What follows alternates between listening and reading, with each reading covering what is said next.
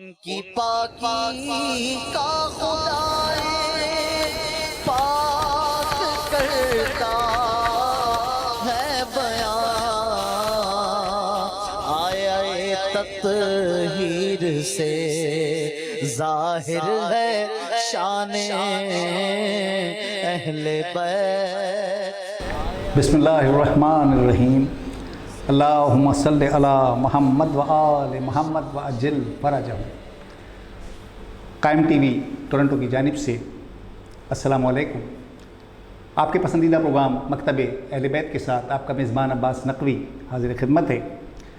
ناظرین کرام، ہمارا موضوع ہے اصول کافی، اور یہ اس سلسلے کی دوسری قسط ہے۔ پچھلی قسط میں ہمارے ساتھ معزز مہمان محسن جوادی صاحب نے اصول کافی کے حوالے سے اس کے اہمیت پر، اس کے مصنف کی اہمیت پر، اس احادیث کی تدوین کے موضوع کے اوپر بڑی مدلل گفتگو کی، اور اسی گفتگو کو ہم آج مزید جاری رکھیں گے۔ علامہ صاحب ہمارے ساتھ تشریف رکھتے ہیں، ہم انہیں اسٹوڈیو میں خوش آمدید کہتے ہیں۔ السلام علیکم۔ وعلیکم السلام ورحمۃ اللہ۔ پچھلی قسط میں ہم گفتگو کر رہے تھے اصول کافی کے حوالے سے، اور بڑی آپ نے تفصیلی اور سیر حاصل گفتگو کی اس سلسلے میں۔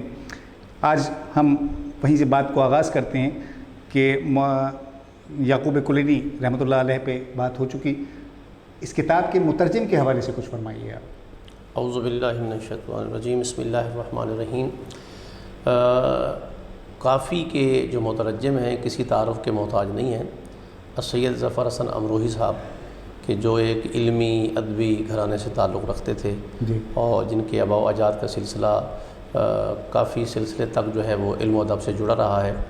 تو پہلے تو یہ ہندوستان میں رہے، جی، 38 سال ہندوستان میں گزارنے کے بعد جب تقریباً پاکستان تشریف لائے تو اس وقت لکھا گیا کہ یہ 1950 میں پاکستان آئے، اور جب یہ پاکستان تشریف لائے تو وہی سلسلہ، وہی مشغلہ کہ جو وہاں کتب بینی، مترجم اور یہ سلسلہ جاری و ساری رکھا تھا، اسی کو انہوں نے آ کے پاکستان میں بھی جاری و ساری رکھا۔ اور جب ان سے کہا گیا کہ آپ جو ہے اس ترجمے کے اوپر تھوڑا سا کام کریں، تو انہوں نے وہ کام کیا ہے، اور ان کی ایک مسلسل داستان ہے 1918 سے لے کے 1966 تک۔ ایک بہت بڑی داستان ہے کہ انہوں نے کیا لکھا ہے۔ جی، تصانیف کی تعداد 100 تک پہنچ گئی ہے، کمال۔ اور اس میں 8 صفحے سے لے کے 800 صفحے تک کی کتاب ہے۔ اچھا، اور جب ہندوستان میں یہ رہے، ادبی اور علمی دونوں قسم کی کتابیں لکھی جاتی رہیں، لیکن جب پاکستان آئے تو مذہبی کتابیں لکھنے کی طرف توجہ مبذول کرائی گئی، اور یہاں حدیث کی مشہور کتاب جامع الاخبار کا ترجمہ تحفۃ الابرار کے نام سے ہندوستان میں چھپا دیا تھا۔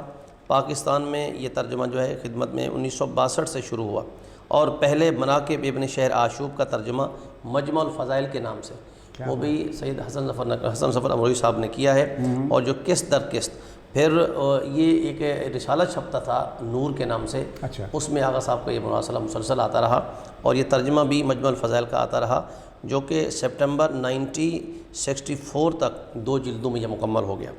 تو دیکھا جائے تو اگرچہ ایک بزرگی، پیرانہ سالی اور تمام تر مصروفیات کے باوجود انہوں نے دین مبین کی خدمت کو جاری و ساری رکھا، بے شک۔ اور جب علماء سے اور دیگر لوگوں سے بات چیت کی جاتی رہی تو ہر آدمی اپنی طرف سے بزی مصروف تھا، تو قبلہ نے بیڑا اٹھایا کہ یہ بھی ترجمہ میں اپنے ہاتھوں سے کروں گا، اور یہ قابل فخر بات ہے کہ کافی کا ترجمہ جو ہے سید ظفر نقوی امروہی کے ہاتھوں سے مکمل ہوا ہے، ماشاءاللہ۔ اور یہ پوری دنیا میں بہترین طریقے سے اس کو سمجھاتا ہے، جس میں علم و ادب، تحریر، تمام چیزیں من و من، یعنی انتہائی دیانتداری اور انتہائی محنت کے ساتھ انہوں نے ترجمہ کیا ہے، کہ جس کو فقہ جعفریہ کے ہر عالم نے پسند فرمایا ہے۔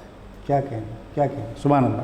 اچھا علامہ صاحب، یہ پھر دوبارہ ہم آتے ہیں اصول کافی کے مصنف کی جانب، یعقوب کلینی رحمۃ اللہ علیہ کی جانب، کہ اپنے دور کے علماء میں ان کی کیا مقام تھا، اس حوالے سے کچھ فرمائیے۔ دیکھیے، اپنے دور کے علماء سے ہٹ کے جب ہم دیکھتے ہیں، علماء میں تو مقام تھا ہی تھا، جی، چونکہ علماء سے مراد لی جائے تو ان کا جو دور ہے وہ نواب اربع کا دور ہے۔ امام زمانہ کے نواب خاص جو تھے وہ ان کا دور جو گزرا ہے، ان کے دور میں یعقوب کلینی علیہ رحمہ جو ہے وہ حیات تھے، اور انہی دور میں انہوں نے جو احادیث کی تدوین شروع کی ہے۔ اور علماء تو تعریف کرتے ہی تھے، علماء میں تو ایک اعلیٰ مقام تھا، بہت بلند مقام تھا۔ اس کے ساتھ ساتھ امام زمانہ، پہلے میں عرض کر چکا ہوں، امام نے ارشاد فرمایا کہ ھذا کافی لشیعتنا، ھذا کافن لشیعتنا، اصول کافی کی جو جمع آوری ہے یا تدفین ہے یہ ہمارے شیعوں کے لیے کافی ہے۔ یعنی یعقوب کلینی علیہ الرحمہ، اس میں گنجائش ہی نہیں رہتی کہ ہم کسی غیر معصوم کی طرف جائیں کہ غیر معصوم نے محمد بن یعقوب کلینی علیہ الرحمہ کی کیا تعریف کی ہے، جس کی تعریف معصوم کی زبان سے ہو، معصوم جس کی تعریف کرے، کیا کہیں کیا اس کی کوئی حد ہی نہیں ہو سکتی۔ تو یہاں پھر یہ فرمائیے کہ یعقوب کلینی رحمۃ اللہ علیہ کی مزید اور دیگر کتب میں، مشہور کتب میں کون کون؟ یقیناً بہت تعداد، 4-5 کتابیں اور مشہور ہیں کہ جن کے ترجمے میرے خیال میں کوئی منظر عام پہ نہیں آئے ہیں۔ اچھا، کوشش کی جا رہی ہے علماء کرام کہ ان کا بھی ترجمہ کر کے یہاں بھیج دیا جائے۔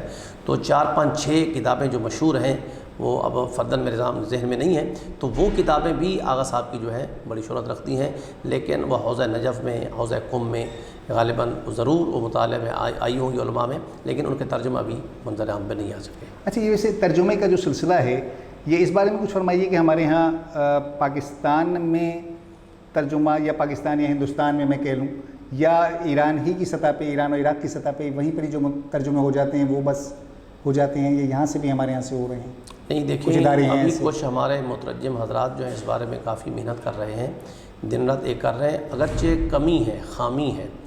اگر ہم جاتے ہیں سیاہ ستہ کی طرف، اہل سنت کی جو 6 معتبر کتابیں ہیں، سیاہ ستہ میں سے ہر ایک کتاب کا ترجمہ ہو چکا ہے، ٹھیک، ان کے پڑھنے والوں تک وہ پہنچ چکا ہے، رسائی ہو چکی ہے، وہ ترجمہ ہر ایک کے ہاتھ میں پہنچ چکا ہے جی۔ لیکن ہمارے ہاں تھوڑی سی کمی ہے، خامی ہے کہ ابھی تک کتب اربع مکمل جو ہے ترجمہ، ہاں اگرچہ ہوا ہوگا لیکن وہ زیر طبع ہے، یہ سامنے نہیں آیا ہے سارا۔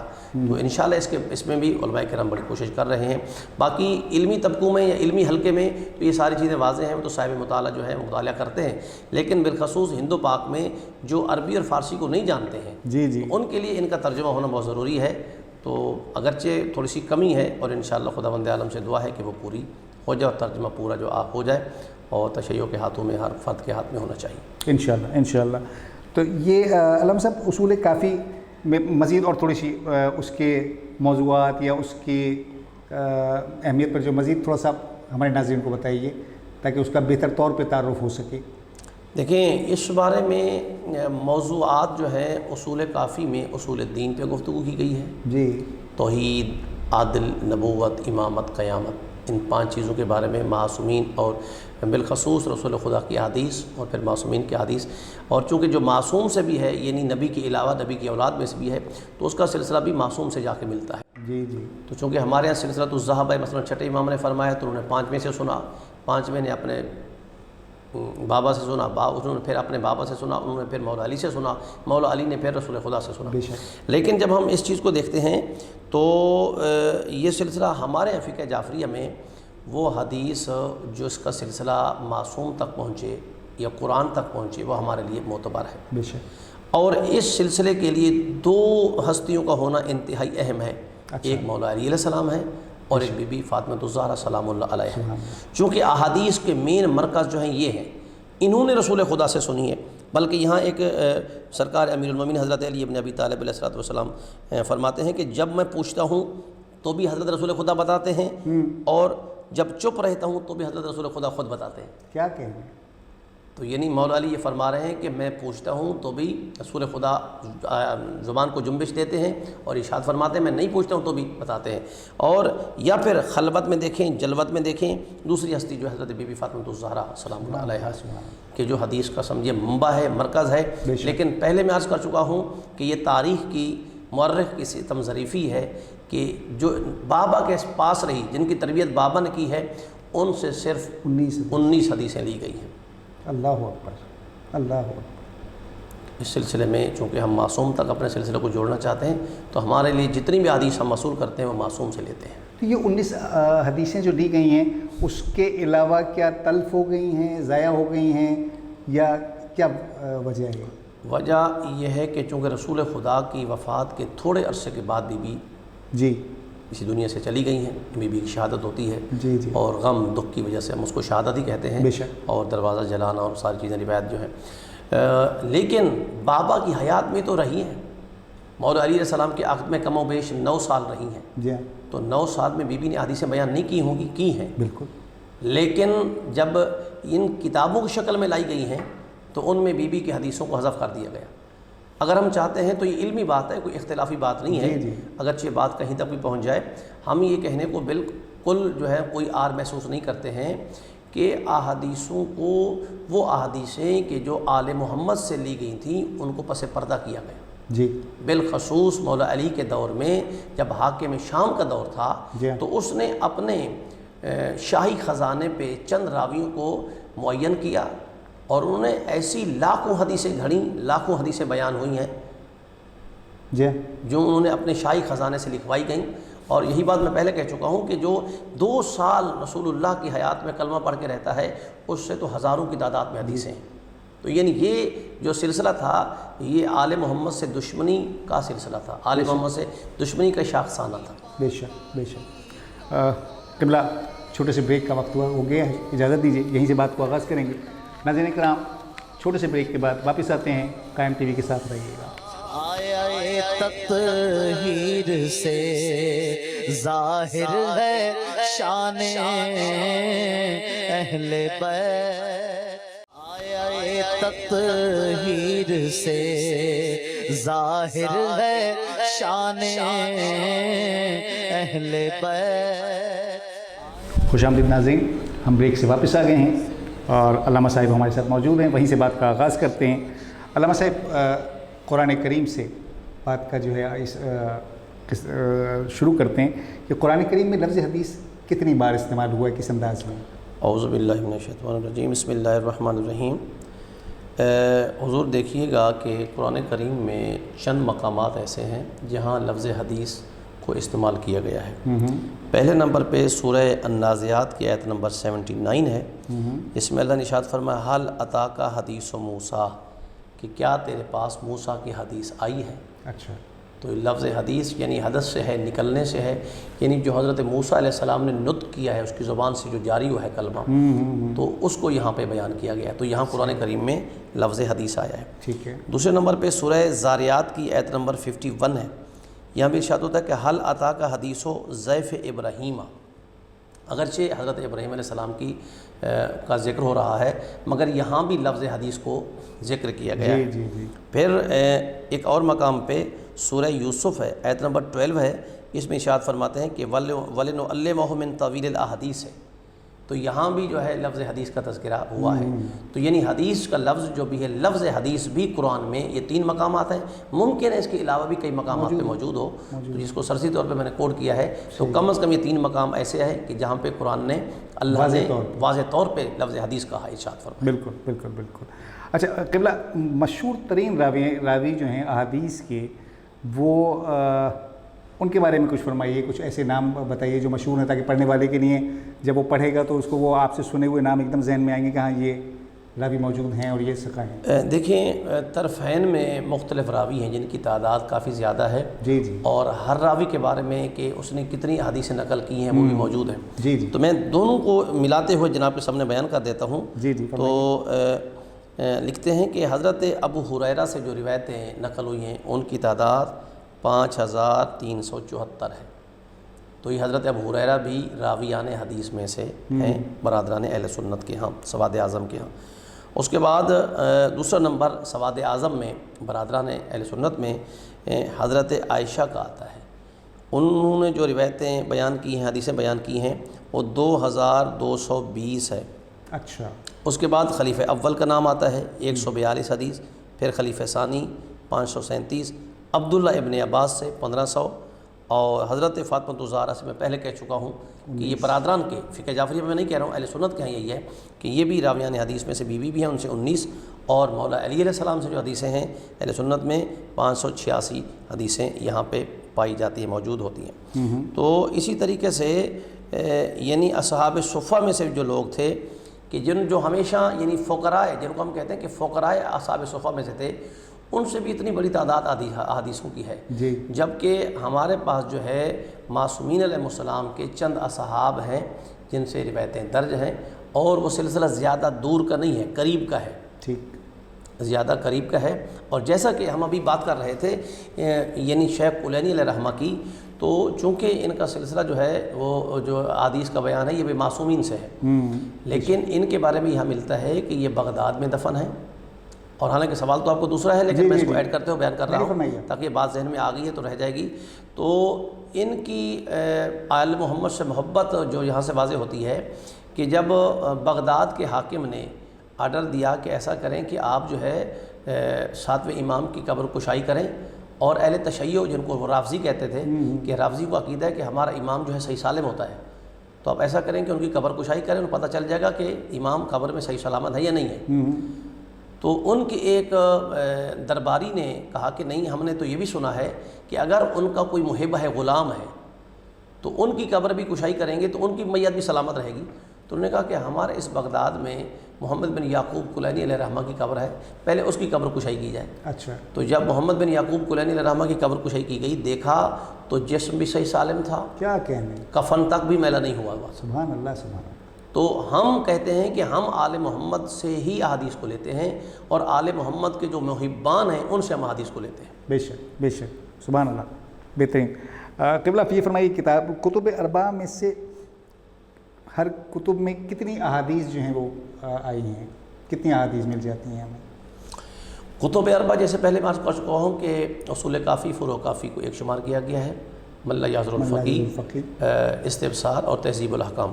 تو اصول کافی کی جو ٹوٹل حدیث ہیں 16,099 یا 16,999 یا 17,000، یعنی ان 3 فگر میں ان کو کاؤنٹ کیا گیا ہے۔ دوسرے نمبر پہ ملا یاسر الفقی کی احادیث کی تعداد 9,044 حدیث وہاں درج ہیں، اور پھر تہذیب الاحکام میں 13,590 حدیث ہیں، اچھا، اور اس کتاب میں 393 باب ہیں، 393 باب ہیں۔ پھر استبصار جس میں 5,811 احادیث ہیں، یعنی اس میں 920 باب ہیں، تو کل احادیث کی تعداد 44,244، ٹھیک، 44,244۔ بے شک۔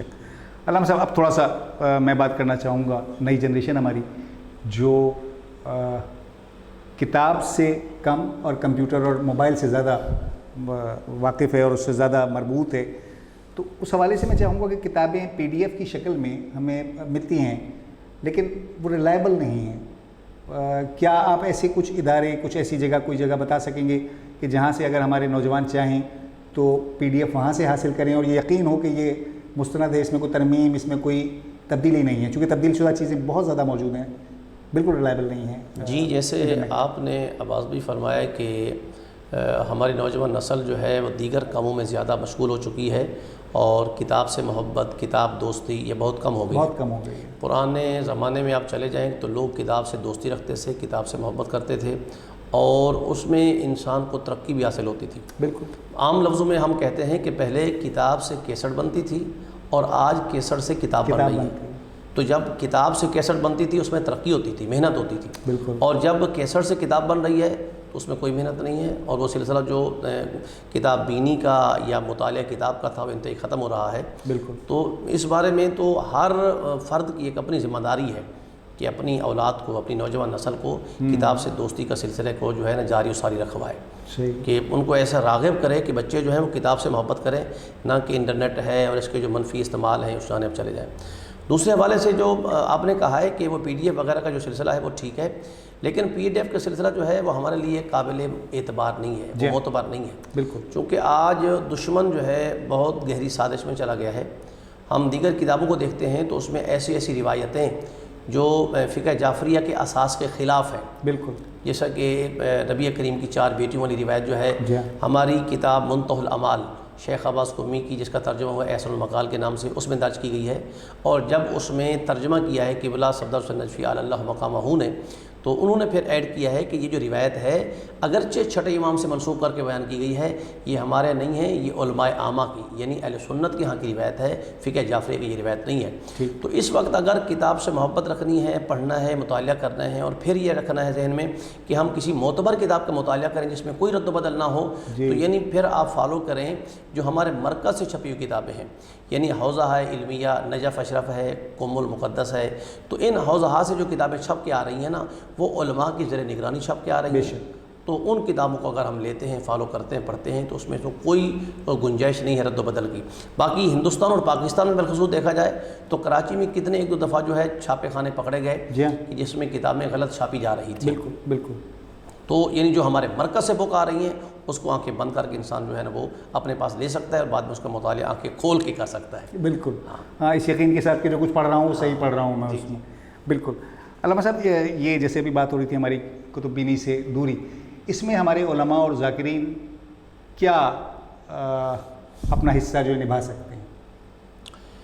دیکھیں، اس میں علماء و ذاکرین تو ان کی ذمہ داری اولین بنتی ہے کہ وہ خود جب صاحب مطالعہ ہوں گے بالکل تو آگے جو ہے دین محمدی کو کنوے کر سکیں گے، آگے جو ہے وہ فارورڈ کر سکیں گے۔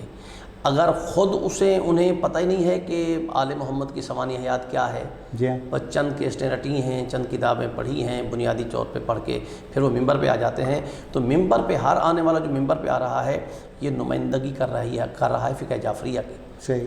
اگر وہ خود صاحب مطالعہ نہیں ہے، کسی دینی مدرسے گاہ سے پڑھا ہوا نہیں ہے، تو ان سے غلطی جو ہے وہ ہو سکتی ہے۔ بالکل ممکن، بہت زیادہ امکان ہے کہ ان سے غلطی ہو، اور غلطی جو ہے وہ پھر ایسے ہوگی کہ ناقابل تلافی۔ جیسے کہ ایک جملہ بڑا مشہور ہے کہ نیم حکیم خطرہ جان اور نیم ملا خطرہ ایمان۔ بے شک بے شک، تو اس میں یہ سلسلہ ہو جائے۔ بالکل۔ میں اسی میں یہ چاہ رہا ہوں کہ ہمارے ذاکرین کو کیا طریقہ اختیار کرنا چاہیے نوجوان نسل کو کتاب سے کی جانب متوجہ کرنے کا؟